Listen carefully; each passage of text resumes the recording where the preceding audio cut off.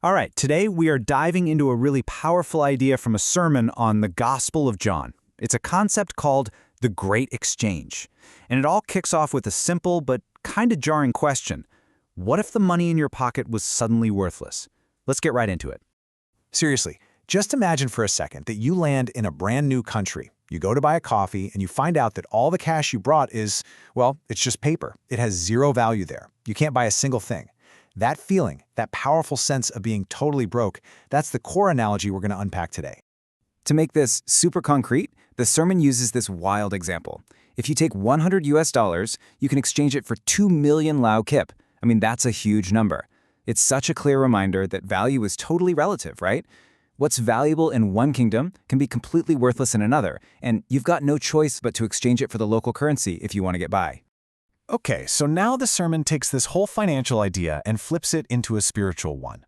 The argument is that when it comes to the kingdom of God, most of us are walking around with a currency that is, fundamentally worthless.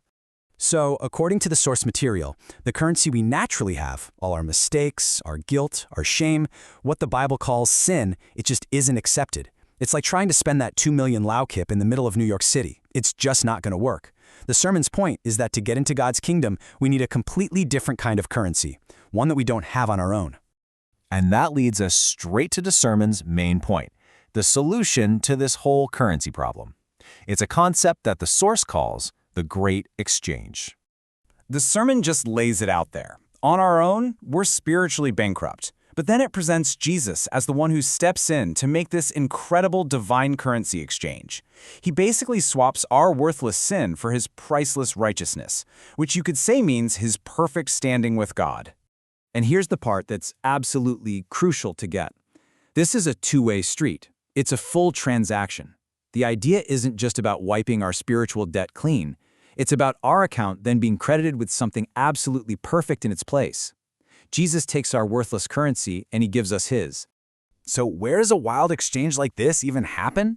Well, the sermon points us to a very specific, very tense moment in history, the showdown between Jesus and the Roman governor, Pontius Pilate. This, it argues, is where this spiritual transaction becomes visible for all to see. Now, the physical location here is a huge deal. You've got the Jewish leaders and they're standing outside because they don't want to become ritually unclean right before the Passover holiday. But Jesus, he goes inside, into the very place they considered defiled. The sermon argues this is totally on purpose. It's a picture of Jesus willingly taking on uncleanness for other people. And this physical act points to something even deeper. The sermon says that in this one moment, two massive Old Testament ideas are basically crashing together in the person of Jesus. He's acting as both the perfect Passover lamb whose sacrifice saves people from the penalty of sin, and, at the same time, he's like the scapegoat from the Day of Atonement, the one who carries the guilt of sin far away. So the interrogation begins, and Pilate, the guy with all the earthly power, asks this really direct, politically loaded question. He's just trying to figure out, is this guy a threat to Rome? And Jesus' answer just flips the whole script. He doesn't say he's not a king, but he completely redefines what king even means. He's basically saying his kingdom operates on a whole different level, one that isn't about land or armies or any of the usual stuff we associate with power. So what in the world does a kingdom like that look like? Well, according to the sermon, it's a kingdom with no borders, no ethnic requirements. Anybody can get in. But you don't get in by being born in the right place. You get in through what the Bible calls being born again. I mean, this was a totally radical idea of what a kingdom could be. So Pilate hears all this, and he responds with maybe one of the most famous, cynical questions in all of history. And the sermon points out this deep, deep irony. Pilate is asking, what is truth? While from a Christian perspective, the very embodiment of truth is literally standing right in front of him. And yet, after all the questioning, the official Roman governor delivers a legal verdict. And this is so important. It's a judicial declaration of innocence. According to law of the land, Jesus had done nothing wrong. And that official not guilty verdict is what sets the stage for the most dramatic part of this whole exchange. Because right now, the ideas of innocence and guilt are about to be put on full display. So Pilate offers the crowd a choice, a tradition for the Passover holiday. And the choice could not be more black and white. On one side, you have Jesus, just declared not guilty by the government. And on the other, you have Barabbas, a known criminal, a rebel, a guy who is 100% guilty. And the crowd makes its choice. They shout for the guilty man to be set free and for the innocent man to be condemned. This right here, this is the pivot point of the entire exchange. So here's the core interpretation from the sermon. Barabbas isn't just some guy who got a lucky break. He's a stand-in. He represents all of us. He's guilty, but he walks free. And why? Because Jesus, the innocent one, takes his place. He becomes the substitute.